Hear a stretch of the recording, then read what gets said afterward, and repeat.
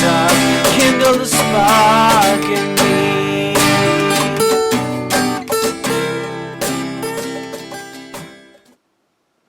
You know what? Let's wait a second. This needs to happen, but let's call timeth out. Let's have a conversation. Here in this series we've been calling Flicker, we've been walking through what we call the Sermon on the Mount, these teachings of Jesus we find in Matthew and another version in Luke's Gospel.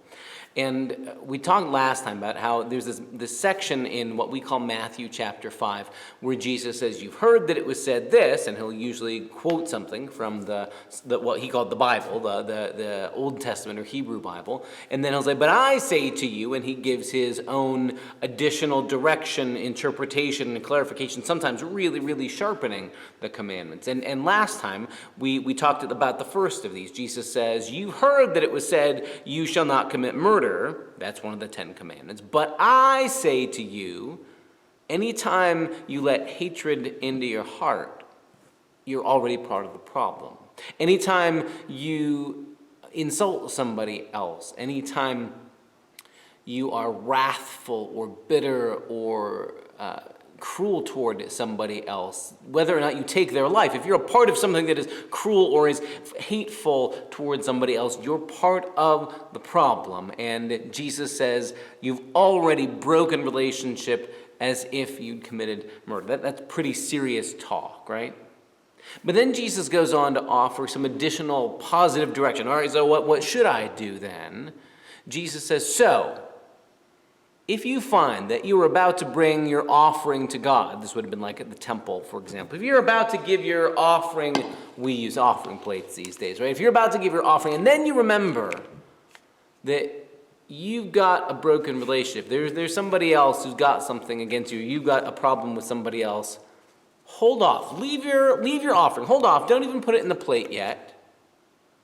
Go reconcile with the other person. Go make things right with your neighbor, with your brother or sister. Go make things right with the other person. And then you come back, bring your offering, that's fine. This is radical stuff.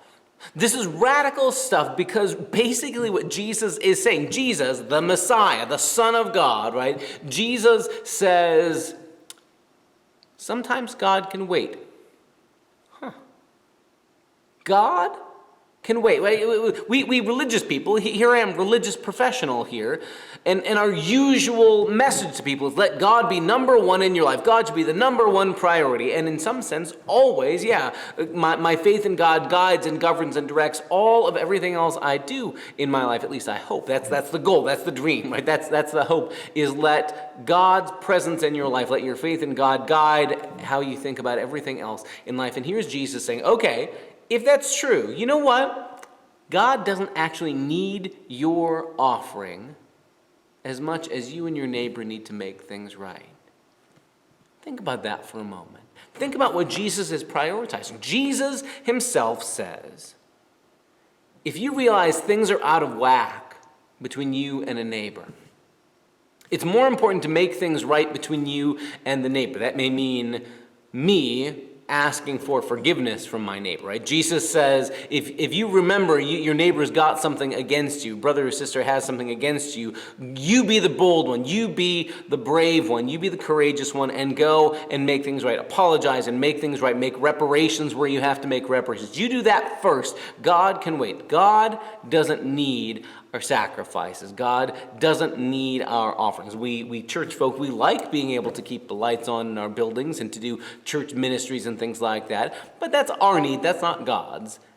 But our neighbor, the person with whom I've broken relationship, you know what? They might not have all the time in the world. I might not have all the time in the world. God's eternal and infinite. God can wait. God doesn't need the offering. But me and my neighbor, we need to make things right. This isn't Jesus saying that religion isn't as important as managing our relationships. This is Jesus saying, you know what? The best way to actually practice your faith in God is if there's a relationship that's out of whack, you work on the relationship, okay? Take the time. Then you come right on back and you put your offering in the offering plate and you carry on with life like normal. But managing relationships is sometimes how we live out our faith. When it's me and one other person, we just call that, talking it out or making peace or forgiveness. When love for my neighbor is bigger, we call it working for justice or reconciliation. Whether it's me and a person I know, me and a whole group of people, me and a whole system of ways we live together, Jesus says, you know what?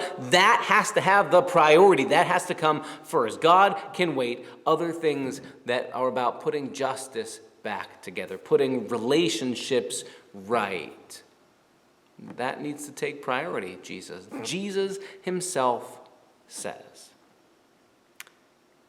That means that sometimes the best place to catch a follower of Jesus isn't necessarily sitting in a pew and putting money in an offering plate, but in working things out with a neighbor, or writing the letter to the person estranged from far away, owning their mistakes and saying, can we start again? Or speaking up for people who have been denied justice.